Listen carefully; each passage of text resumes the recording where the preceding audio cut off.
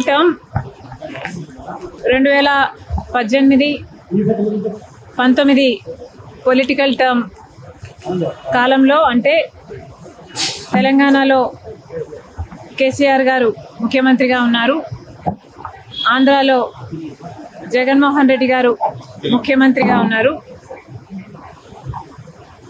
ఇద్దరు చాలా సన్నిహితంగా ఉండేవాళ్ళు, ఒకరికి ఒకరు అన్నట్టుగా కేటీఆర్ గారు జగన్మోహన్ రెడ్డి గారితో చాలా మంచి సంబంధాలను మెయింటైన్ చేశారు. అసలు వాళ్ళ సంబంధం ముందు రక్త సంబంధం కూడా చిన్నబోయింది.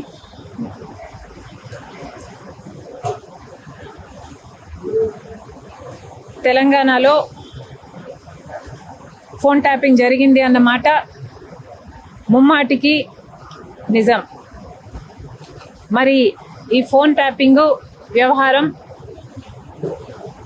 తెలంగాణ ముఖ్యమంత్రి, ఆంధ్ర ముఖ్యమంత్రి కలిసి చేసిన జాయింట్ ఆపరేషను లేకపోతే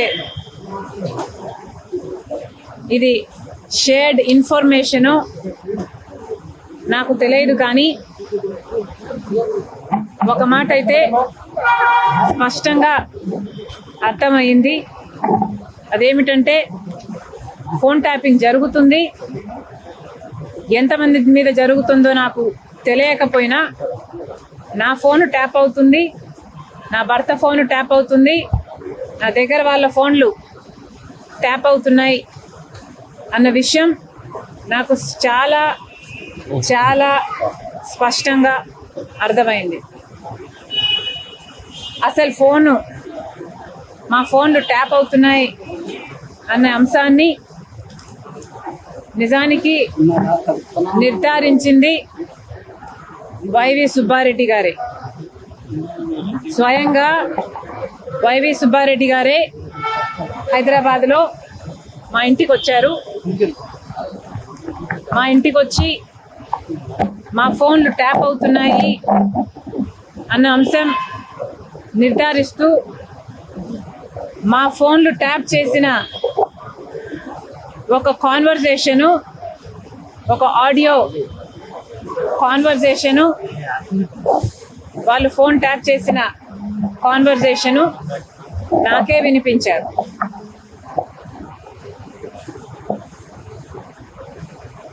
మరి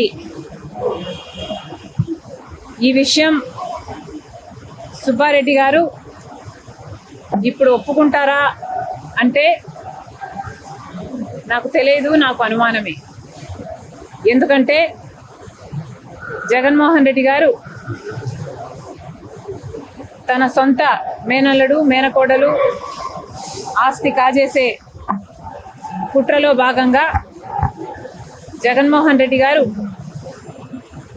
సాయిరెడ్డి గారికి, సుబ్బారెడ్డి గారికి ఎలా ఒత్తిడి చేశారో, ట్యూషన్లు పెట్టి మరి మీడియాలో ఎలా అబద్ధాలు మాట్లాడిచ్చారో సాయిరెడ్డి గారు స్వయంగా చెప్పారు.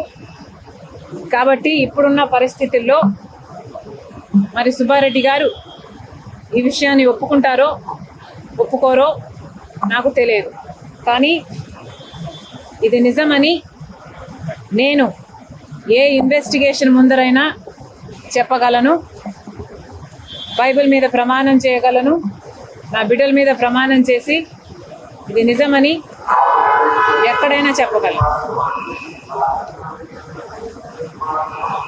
మరి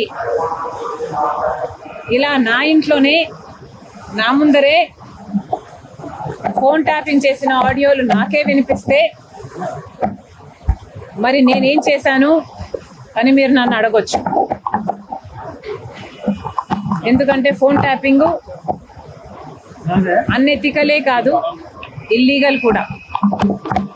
మరి అంత పెద్ద విషయాన్ని మా ఇంట్లో నా ముందరే బయట పెడితే నేనేం చేశాను అని మీరు నన్ను ప్రశ్నించవచ్చు.